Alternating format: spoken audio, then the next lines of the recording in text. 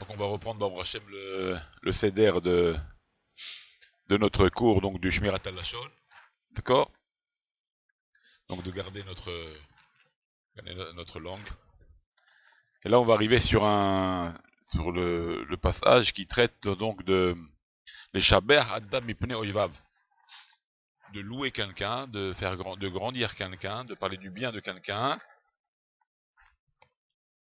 face à ses ennemis, face à des gens qui l'aiment pas. Est-ce que c'est faisable? Est-ce que ça peut se faire de parler de bien de quelqu'un devant des gens, devant des gens qui ne l'aiment pas trop, quoi. Devant des gens qui n'apprécient pas trop cette personne-là. Alors on va voir ça tout de suite, d'accord? Oui, oui, toujours, ouais. Shmirat alashon. Shmirat alashon. La garde de la shon, pas la shonara, faut pas. Alors, la gitch vachav à la dame ipne sonav, donc de dire du bien de quelqu'un, donc à des gens qui ne l'aiment pas. Nershav le habak lashonara, c'est considéré effectivement comme ce qu'on appelle de la poussière du lashonara. Même si c'est du bien, je parle pas du mal d'une personne, je parle du bien d'une personne, mais je parle avec des gens que ces gens-là du tout sont pas du tout amis avec cette personne-là. Donc d'écouter le bien de cette personne-là, ils vont le traduire autrement, ils vont le dire autrement. D'abord ça va les torturer, et puis ils peuvent dire ouais mais après tout, tu sais, il est pas si bien que ça, et ça va commencer. Alvaï, Alvaï, mais ça va pas être dans l'esprit de l'homme. L'esprit ne veut pas dire c'est moi qui me trompe, c'est après tout s'il est tellement bien, peut-être c'est moi qui me trompe. La nature de l'homme c'est de dire ah s'il est tellement bien, je ne crois pas qu'il est tellement bien. Ils vont essayer de, de, de controverser, de contredire la discussion en disant qu'il n'est pas bien. Alors, c'est considéré aussi du avak lachonara, donc dire du bien sur quelqu'un à des gens qui ne l'apprécient pas, c'est interdit. מפני שהשבחים שלך יכולים לעורר את שונאיו לדבר בגנותו. Parce que ça va réveiller, tu vas réveiller ces gens-là à parler du mal. Toi, tu dis du bien sur cette personne, devant des gens qui ne l'aiment pas, ces gens-là ils vont dire, oh, attends, mais... Ils vont commencer à dire, ah, non, non, non, non, toi tu dis ça et ça, il est bien, il est bien, il est pas bien, mais il est pas bien, voilà, il a fait ça, voilà, et là ça va commencer, ça va déborder, ça va éclater. D'accord? Donc il faut éviter de parler des bonnes choses sur quelqu'un où tu sais que les gens qui t'écoutent ne l'aiment pas. Ça peut arriver ça. Dans la famille, des amis. D'accord? Faire attention à ça. Hein? Et même si les gens l'aiment bien, c'est vrai, des fois, ça peut donner de la jalousie. Même si on l'aime bien, il faut mieux pas trop. Comme on a vu pour Noir, on a vu que Noir, ça crée de la jalousie, bien sûr. On a vu que Noir, rappelez-vous, qu'est-ce qu'on a vu dans Parachat Noir? Et au début de la paracha, marqué Noir ish sadik tamim. Que Noir, c'était un homme sadique, tamim, parfait. Après, dans les versets plus bas dans la paracha, on voit que Dieu s'adresse à Noir en lui demandant de faire l'arche, et il lui dit, sadique. Alors on pose la question, les Khamim posent la question, où est passé le mot tamim? Où est le mot parfait? Pourquoi quand Dieu s'adresse à Noir, il lui dit seulement sadique, et le mot parfait, il ne le dit pas? Et on a vu dans les psukim précédents, dans le premier passage de la paracha, on a vu que Dieu, en louant Noir, en parlant de Noir, sans lui parler directement, il parle de Noir, la Torah parle de Noir en disant qu'il est tzaddik et tamim, qu'il est tzaddik et parfait. Et juste après, il parle avec Noir, là Dieu parle avec Noir, et là il n'emploie pas le terme de tamim, que le terme de tzaddik. Pourquoi? De là on apprend, Rachid nous dit sur place, de là on apprend qu'il ne faut pas louer une personne quand il est devant toi. Tu ne dois pas trop le vanter devant toi. Quand il n'est pas devant toi, tu peux rajouter tous les toarim, tous les noms de louanges, tous les noms qui viennent le louer. Tu peux lui rajouter quand il n'est pas devant toi. Mais quand il est devant toi, il ne faut pas trop le vanter parce que ça peut le blesser, ça peut le toucher, ça peut lui faire peut-être même des fois du mal. Oui, trop le louer, trop le vanter quand il est devant toi, ça peut le mettre mal à l'aise. Après, je t'en prie, il n'ose pas. Surtout si tu le dis devant d'autres personnes, peut-être qu'ils sont encore jaloux de lui, alors là, c'est encore pire. Ça fait plaisir, mais des fois, il faut mieux pas trop parler. Hein? Oui, pas trop. C'est pas que c'est à source, c'est pas trop. Devant la personne, il ne faut pas trop louer la personne. Alors, d'accord, donc il faut éviter de parler des louanges de quelqu'un en sachant que les gens qui t'écoutent sont les ennemis de cette personne. Quand je dis les ennemis, ça veut dire les gens qui ne l'aiment pas, des gens. Bon, il faut mieux éviter. Mais au Totam, Asur les Daber au Dot Adam, la même chose, il ne faut pas parler donc du bien d'un homme. Ou Afilou Rak le Askir et Shemo, même parler de son nom, hein, rappeler son nom seulement. Mipne son âme devant ses ennemis. Donc même dire son nom à des gens qui ne l'aiment pas, ne dit rien, ne parle pas de lui. Parce que ça va envenimer une discussion qui va être que du Lachonara. Automatique. Automatique ça. Mipne Shede Yavi et Gam Ken, Shashomim Itoru, les saper Begnuto, Shel Aish, Asanu Yere. Parce qu'ils vont automatiquement parler de lui en mal. C'est automatique. Toi, tu voulais parler en bien, tu voulais dire des bonnes choses sur lui, mais ce que tu as parlé maintenant en bien sur lui, ça va entraîner à ce que les autres vont se venger, on va parler du mal de lui. Donc il faut mieux pas parler de quelqu'un en sachant que ces monsieur qui t'écoutent, ces gens qui t'écoutent, pensent du mal de cette personne. Il faut réfléchir, hein. Il faut réfléchir avant de parler. Il l'aime pas, je parle de lui, je parle pas de lui. Je le loue, je dis du bien de lui. Mais ces gens-là, déjà, lui ont fait des histoires. Bon, c'est pas la peine de parler de lui. Ça va envenimer une discussion qui va brûler, qui va être chaude des accords, et etc. Pekaro Meod Adabar chez Lagou Mimeno, et c'est une évidence qu'ils vont parler de lui, ils vont même se moquer de lui. Les Dougmas, on va donner un exemple. Zezman Rav, chez Shimon, et il s'appelle, ils ont mis un nom là, Eptel. Bon, Eptel. Bon, il y a un monsieur qui s'appelle Shimon, et Eptel, Ena Medabrim Zeimze. Ils ne parlent pas, l'un ne parle pas à l'autre. Ils sont fâchés. Ils sont fâchés l'un et l'autre. Asur les Rabbi Yaakov, la guide, les Eptel, combien Shimon est gentil, combien Shimon est bon. D'accord? Eptel et Shimon sont deux hommes qui ne s'aiment pas. Yaakov est une troisième personne, Yaakov une tierce personne. Yaakov vient chez Eptel, il dit, tu sais, Shimon, il est gentil, il fait plein de chesed. Mais tu sais qu'Eptel, il n'aime pas Shimon. C'est rien. D'accord? Un autre dougma, un autre exemple.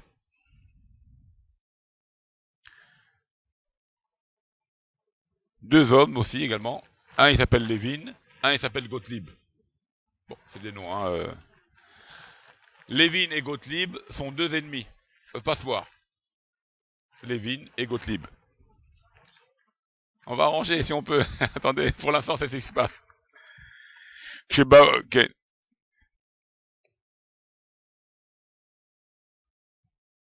Et tout d'un coup, il y a un monsieur qui s'appelle Baous. Parce que les noms, ils ont trouvé des noms, bon. Il s'appelle Baous. Baous, il parle avec Lévin. Je sais pas, chez Baous. Mais d'Aberim Lévin, non, Baous, il parle avec Lévin. Donc on répète, Lévin est l'ennemi de Gottlieb. Gottlieb est l'ennemi de Lévin. D'accord, ils s'aiment pas. Gottlieb et Lévin, c'est deux ennemis. Vient Baous, il parle, c'est l'ami de Lévin. Il parle avec Lévin. D'accord? Il n'a pas le droit de dire Yeshli ou Got chez Gottlieb Natanli, chez des bons gâteaux que Gottlieb m'a donné. Exemple. Je reprends. Baous parle avec Lévin. Lévin est l'ennemi de Gottlieb. Et qu'est-ce qu'il dit Baous à Lévin? J'ai des gâteaux que Gottlieb m'a donnés. Ils sont excellents, viens les goûter. D'accord? Qu'est-ce qu'il va faire Lévin? Mais quel gâteau Gottlieb il t'a donné? Il va te donner un poison, il va tout de suite se parler du mal. Tout de suite parler du mal. Donc voilà un autre cas aussi, il ne faut pas parler. Donc j'ai les bons gâteaux de Gottlieb, et Gottlieb et Lévin, tu sais bien qu'il n'aime pas Gottlieb, ça sert à rien de dire j'ai des bons gâteaux de Gottlieb. À Lévin, ok? C'est pas intelligent, bien sûr c'est pas intelligent. Un autre exemple. Rav Taiber. Bon. On va essayer de faire un klaxon maintenant. Rav Taiber, d'accord? Il a fait un din, il a fait un jugement, et il a donné tort, un din Torah, et il a donné tort à Yaakov. Donc le Rav Tauber, était un juge qui a donné tort dans une affaire à un monsieur qui s'appelle Yaakov. Ok?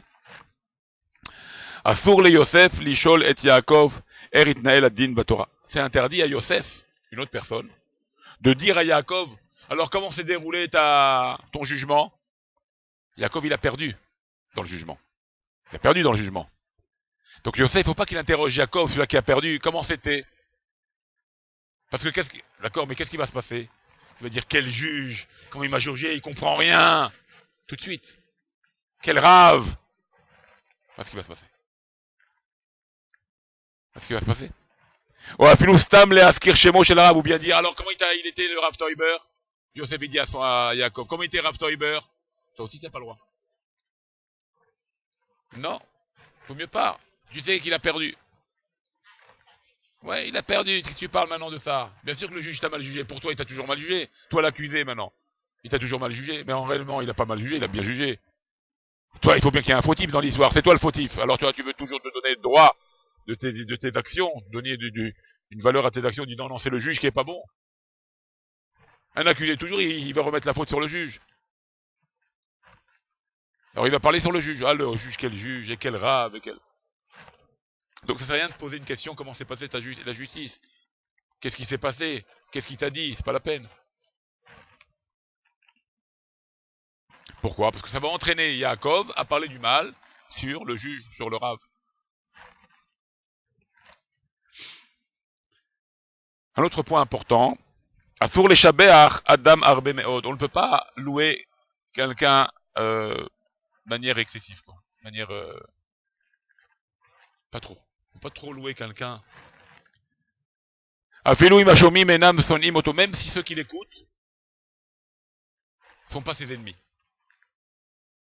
Même si des gens, je parle avec des différentes personnes, vous savez, telle et telle personne, elle est superbe, il est gentil, il est extra, Yaakov il est gentil, Yaakov il est bon, il est... Même si les gens ne le connaissent pas, ce Yaakov, oui, peut-être qu'il est gentil, c'est vrai, pas trop. Pas trop. Pas trop. Parlez du bien. Même si c'est pas des ennemis. Même si tu parles pas avec des ennemis de Yaakov, ne loue pas trop Yaakov devant les gens. Pourquoi?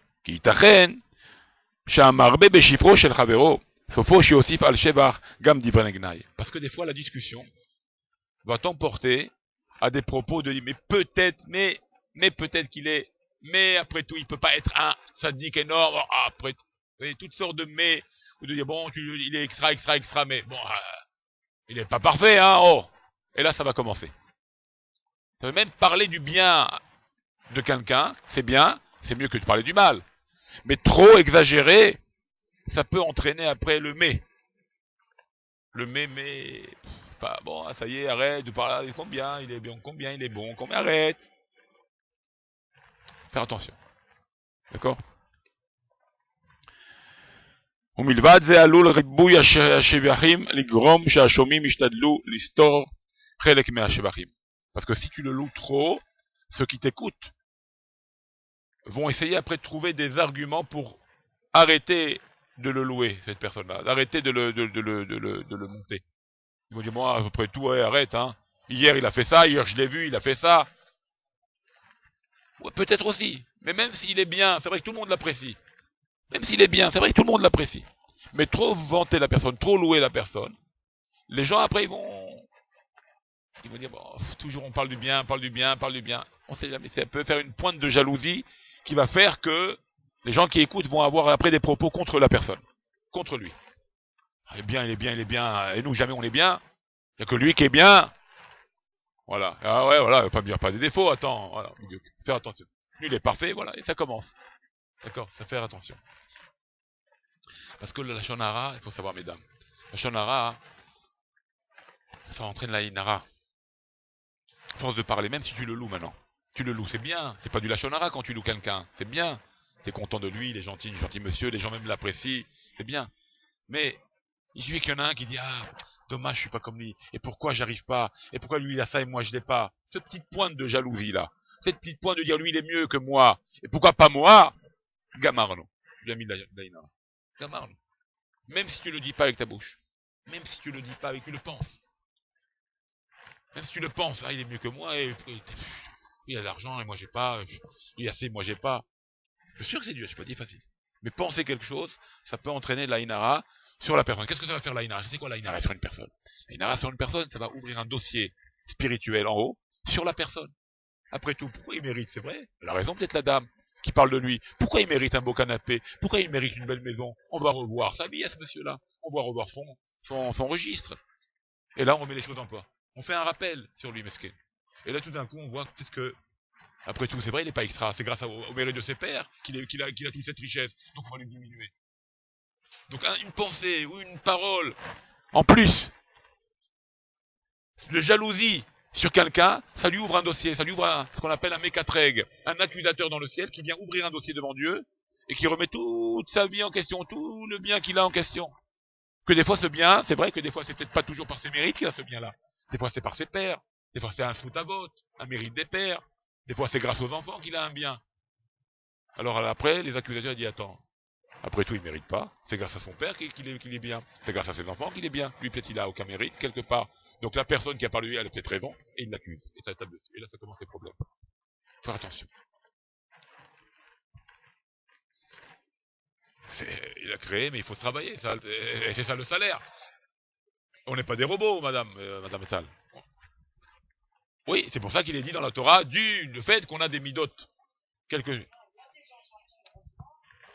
Non, la jalousie existe, ça veut dire Dieu nous a fait avec des midotes. Dieu Hachem nous a fait avec des midotes, avec ce qu'on appelle un comportement, avec un cœur, et ce cœur-là, il réagit suivant ce qui se passe autour de nous. Alors des fois, ce moment de réaction que nous avons, des fois c'est positif, c'est des choses bonnes, qu'on a envie d'aider, on a envie c'est bien, mais des fois c'est des pointes de jalousie, des pointes d'orgueil, des pointes de pourquoi lui et pas moi. Ça, il faut le travailler. Ça, il faut le travailler. D'accord? On a vu que pas toutes les midotes, bien que Hachem a créé la jalousie. Comme on l'a dit, rappelez-vous, on l'avait parlé de ça dans Chovot Alevavot. Il y a un côté de l'oubli. À quoi sert l'oubli? Affreux l'oubli. Ça fait oublier mes pages de Gemara, ça fait oublier beaucoup de choses de Torah. Mais d'un autre côté, l'oubli est positif, ça fait oublier mes problèmes, ça fait oublier les gens qui sont morts, ou sinon je pourrais plus vivre. Vous voyez, donc il y a deux côtés dans chaque chose, dans chaque facette. Il y a toujours deux faces. Alors à nous maintenant de s'attacher à la face positive et non à la face négative. Et c'est ça le travail. Et si on s'attache à la face positive, on a du salaire. La jalousie existe. Il y a une jalousie permise, sur ça là il faut miser, et la jalousie interdite, il ne faut pas miser. C'est quoi la jalousie permise? Je veux être Racham, je veux être plein de Torah, je veux être comme le Rav, je veux ressembler à la Torah, je veux ressembler au grand Sadikim. C'est une jalousie permise. Parce que ça te fait avancer vers Hachem. C'est pas de la jalousie, mais c'est quelque part, c'est un modèle, oui, mais ça quelque part, j'ai envie d'être comme lui. C'est comme nous disent les Chachamim, Kinat Sofrim, Tarbe Chorma. La jalousie des Chachamim, elle te rajoutera du Chachma. Plus tu es jaloux d'un Chacham, pas de ses biens. Ah mais shalom, c'est ça la nuance. De sa élévation spirituelle, je veux être comme lui spirituellement, je veux lui ressembler. Qui ne veut pas être, comme on dit ici, qui ne veut pas être Moshe Rabbeinu? Qui ne veut pas arriver à ce niveau d'être en contact avec Dieu comme Moshe Rabbeinu? Alors on a envie, alors ça c'est une bonne jalousie. Mais il y a la jalousie mauvaise. La jalousie de ses biens, la jalousie de son mari, la jalousie de sa femme, la jalousie de sa maison, la jalousie de ses biens. Ça il faut déblayer. Ça il faut balayer, ça il faut sortir. C'est pas pour nous. Chaque Dieu il donne à chacun ce qu'il a besoin bidiouk. Donc il n'y a pas besoin maintenant de dire j'envie ce qu'il a, et je jalouse ce qu'il a. D'accord? Et ça c'est un travail. Donc vous voyez, dans un même point, il y a un côté positif du point, il y a un côté négatif de la chose.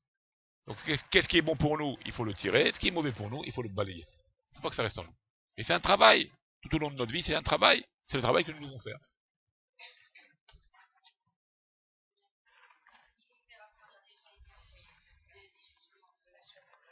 Pour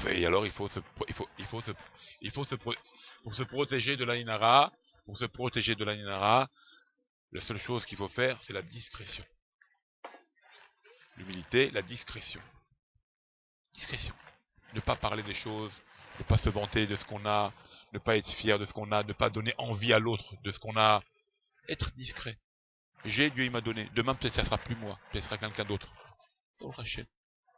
Être discret. Ne pas se flatter, ne pas se vanter, ne pas se faire voir, ne pas être... Faire attention à tout ça. D'accord? L'humilité c'est une chose, d'accord, c'est encore une chose. Mais ce qui est déjà, qui évite la inara, c'est le regard. ne pas se faire voir et d'être quelque chose, être un appât de l'œil de l'autre. Ne pas être un appât de l'œil des autres. Ou par une manière d'être habillé, ou par une manière de parler, ou par, euh, par une montrer ta richesse, ou bien des fois trop ta générosité. 100 shekels, 100 000 shekels, 110 shekels, non mais des dons comme ça qui font du bruit, que les autres font petits. Oh, celui-là il donne 10 000, il a 20 000, il a 30 000. Discret, discret. Tu veux donner, tu viens voir le rab après, glisse-lui l'argent, dis pour la synagogue, etc. En fait, parce que c'est permis, c'est pas permis. Parce qu'on dit, bon, inachinami. D'accord? Oui, les enchères sont permis, c'est pas que c'est indien, parce que c'est les sorech mitzvah. Comme c'est marqué que les sorech mitzvah, on n'est pas touché. Un homme il fait pour la mitzvah, mais il faut qu'il ait son cœur pur pour faire ça. Si tu sens que il y a un sentiment de je vais montrer à la synagogue mes biens, ma possibilité, là c'est déjà la mitzvah n'est plus à la perfection et automatiquement tu vas être touché. Okay. Mais d'un autre côté, à Koshbohu, mais il faut pas non plus quoi, il faut pas non plus avoir peur de chaque chose. Si c'est la main de Dieu qui, c'est comme vous savez, la Gemara donne un exemple. Il y a le bâton, il vient, il frappe le chien. Mais le bâton, c'est pas le bâton qui frappe le chien, c'est la main qui tient le bâton qui tape. C'est le bonhomme qui tient le bâton qui frappe le chien. Mais le chien, sur qui maintenant il vient, il mord, il essaye d'attaquer. Il attaque le bâton. D'accord, la même chose. L'Ainara, le Yetzerara, le Malachamavet, c'est un bâton dans les mains de Dieu. Alors nous, on voit l'Ainara, il m'a mis l'Ainara, mais ça racole. À la tête de tout ça, qui est au-dessus de tout ça, c'est Akadosh Baruch Hu. Donc Dieu, il va voir si ta sincérité, ta perfection, ton intégrité est parfait, bon, dans le bon sens, même si des fois tu dois faire des mitzvot et que ça doit être vu, parce que pas non plus, pas vivre caché. D'accord. Alors Hachem, c'est lui qui te protégera. C'est lui qui fera qu'il y a oui ou non, tu seras touché ou pas. C'est Hachem qui fera ça. Donc il ne faut pas avoir peur non plus, on fait plus rien. Sinon on peut plus bouger. Donc c'est Hachem qui est le patron. Mais d'un autre côté, si on n'est pas tellement sûr de nous, si on n'est pas tellement parfait, et ça, je pense que nous tous, on n'est pas parfait, on est loin d'être intègre. Alors, faut faire attention donc dans ces choses-là, qu'on fait des mitzvot, de les faire d'une manière discrète, avec intégrité, pour être protégé. Si c'est pas fait comme ça, il faut mieux les faire cacher pour pas être. Si c'est plein d'orgueil, plein de pouvoir, plein d'envie, plein de désir de montrer que je suis mieux que les autres, ça peut causer des problèmes plutôt que de t'apporter gagner une mitzvah. Quelque part, tu peux peut-être la perdre, la mitzvah que tu es en train de faire. Dû à cet orgueil que tu montres là maintenant, au-dessus, en te montrant au-dessus des autres. Oui, mais il faut faire attention. C'est vous qui gérez ça. C'est nous-mêmes qui faisons ça. On se connaît. Si je fais ça parce qu'avec une pointe d'orgueil, une pointe d'envie, alors bon, c'est pas la peine. Garde-toi, ferme ta bouche, reste calme, ne dis rien, ne fais pas de don. Viens après voir le Rav, donne-lui une pièce, et vous allez voir que là, ça va être plus dur pour toi de donner que quand tu donnes avec l'orgueil et tu lèves le doigt. Parce que c'est ça toute ta vie. Ça. Ah, il va savoir que j'ai donné mon savoir. Mais là où le vrai est fort, et là ça va être lui considéré comme la vraie mitzvah, c'est quand tu vas venir avec discrétion, tu vas donner la même somme que tu voulais donner en public, tu vas la donner avec une petite enveloppe discrète, et tu vas la glisser comme ça sans rien dire. Et là ça va te faire ça va être dur pour toi, parce que toi tu voulais te faire montrer, ça va être dur pour toi. Mais la mitzvah elle aura beaucoup plus de valeur. Beaucoup plus de valeur. Oui, mais pas tout. Mais l'homme qui fait avec l'orgueil, l'homme qui fait avec le pouvoir, lui, il voit pas ça avec plus de valeur. Lui, il dit ah, je suis pas connu, je me suis fait avoir dans son idée, dans son esprit. Oui, voilà, c'est ce qu'on parle, Donc un homme, il doit savoir où il se trouve exactement vis-à-vis de tous ces sujets-là. D'accord? Alors, donc il faut éviter, on a dit, de trop louer quelqu'un, de trop vanter quelqu'un, même si ces gens-là ne sont pas ses ennemis. D'accord, même si les gens qui écoutent ne sont pas ses ennemis, ne pas trop vanter quelqu'un, de peur que ça va entraîner après une discussion de la shonara qui va être ouais mais bon il est pas parfait, bon arrête, je t'en prie, bon l'autre fois je l'ai vu il a fait une bêtise, et l'autre fois je l'ai vu il a fait ça, et automatiquement ça va tomber, ça va emmener toute la discussion au mal. D'accord, faire attention. Un exemple. Daniel est un homme cultivé, instruit. Daniel est un homme très instruit. Un grand Balzaka, très généreux. Bonne tête, magnifique. Très généreux, magnifique. Ce qu'on recherche, hein? Un homme instruit, un homme généreux, une belle affaire. Yireh Shamaim, il craint Dieu. Ah là, ça c'est le... Ah voilà, tout de suite. C'est le loto. il craint Dieu. Yachar, il est droit. Il est droit. Mishtateh betzaratarim, il a de la peine quand les gens y souffrent. C'est extraordinaire ça. Ils sont parfaits, c'est parfait. Risrono haikari, urak ze shehu noach lichos. Son seul problème, il est coléreux. Il a tout, mais voilà, comme ça, il rajoute. Mais son seul problème, il est coléreux. Asur haya leagid hashvachim harabim haele. Il fallait pas dire tout ce qu'il a dit avant. Il fallait pas dire qu'il est balzaka, qu'il est généreux, qu'il est droit, qu'il est réchamaïm, pour terminer avec ce mot-là, qu'il est coléreux. Il fallait pas le dire. Tout ce que tu as dit avant, il fallait pas le dire. Il fallait pas commencer comme ça. Il fallait pas parler. Parce que tu l'as monté, et tu as dit une pointe, la cerise là, qui vient tout détruire. Il est coléreux. Tu parles maintenant. Ça y est, ça va être la base de discussion. Ça va être ça la discussion, sur la colère, pas sur les autres, qui tout est bien. Les gens vont, elle est coléreux, c'est pas bien d'être coléreux. Mais il est très généreux, on va pas en parler. Il est très droit, on va pas en parler. Cultivé, on va pas en parler. On va parler du problème. On va regarder le verre dans son vide, dans son manque. On va regarder l'homme dans son problème. C'est terrible. Il l'a dit. Alors il a gonflé. Il a parlé de lui comme un génie. Et une petite pointe à la fin, un petit, comme on a parlé dans les halachot, d'excréments. C'est venu se coller, et voilà. Et on va parler que de ça maintenant. Voilà le problème. Donc ça veut dire que tout ce que tu as dit avant, il fallait pas le dire. C'est pas la peine de le vanter tellement. D'accord? Il fallait pas qu'il dise tout ça au préalable. Précédemment, il fallait pas qu'il dise toutes ces louanges. Parce que des mots tellement élevés, des choses tellement élevées d'un homme, tellement bien, d'accord, vont emmener une discussion à la fin du problème qu'il a. Et on va parler que de ça.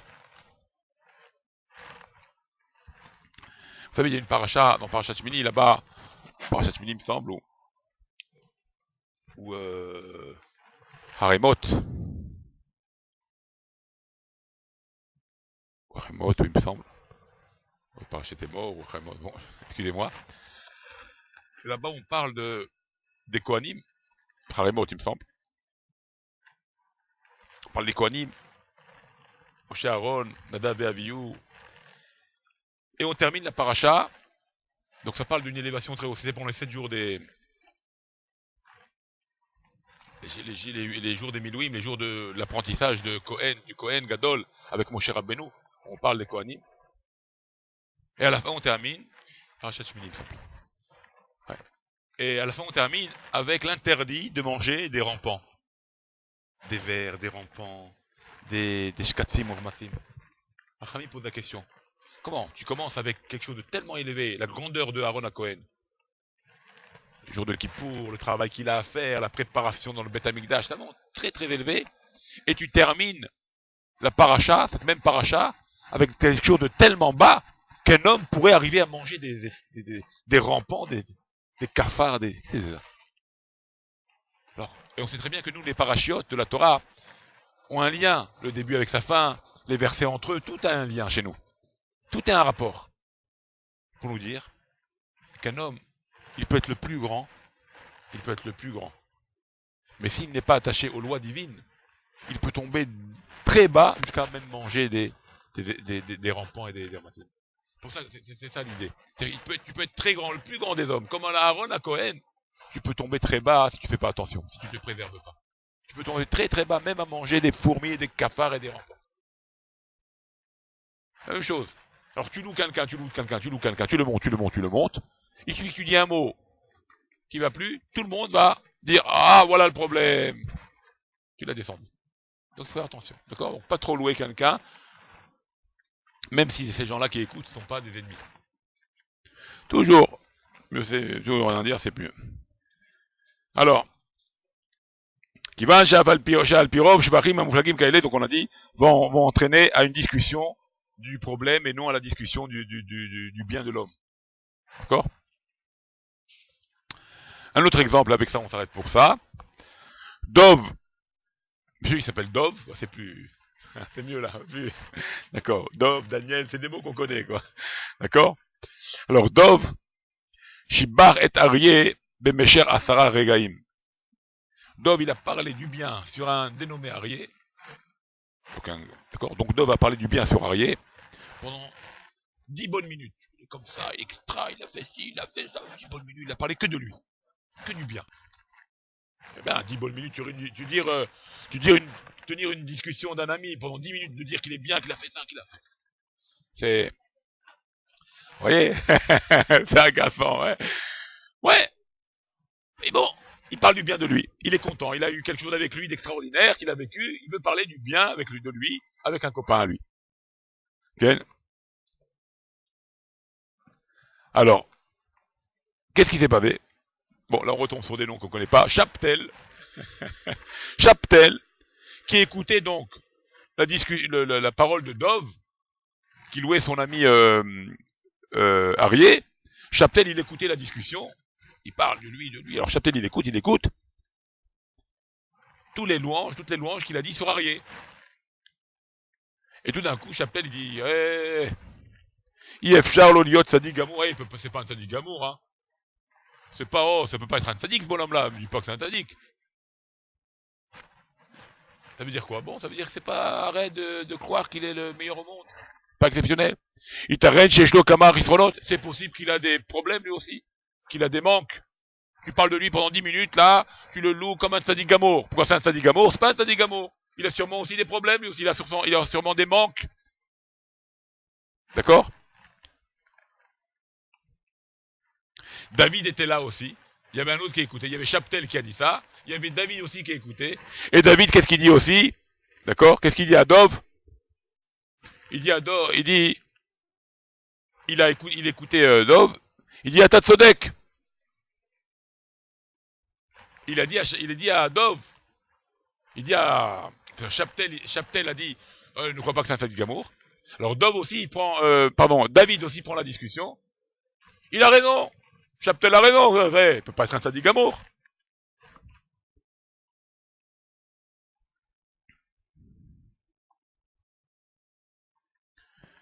Et il continue là, ça commence la discussion. Là, David dit, il se vante de ses connaissances, justement de ses bienfaits, de ces choses qu'il fait bien. Ce Aryeh là, il s'en vante. Alors voilà, alors vous voyez déjà, alors il s'en vante. C'est pas un Sadiq Gamour, et voilà, puis la discussion elle est perdue pour Aryeh, le pauvre, oui, on va le descendre complètement. D'accord? Voilà donc des choses qu'il faut faire attention. Donc on a appris aujourd'hui de ne pas trop vanter une personne, surtout pas devant des ennemis, des gens qui ne l'aiment pas, ne pas le vanter. Et même sur des gens qui n'ont pas vraiment d'intérêt à ne pas l'aimer, quand même ne pas trop parler avec ces gens-là, parce que ça peut entraîner une discussion, ça peut entraîner après des mots de jalousie, des mots qui vont faire qu'on va descendre la personne.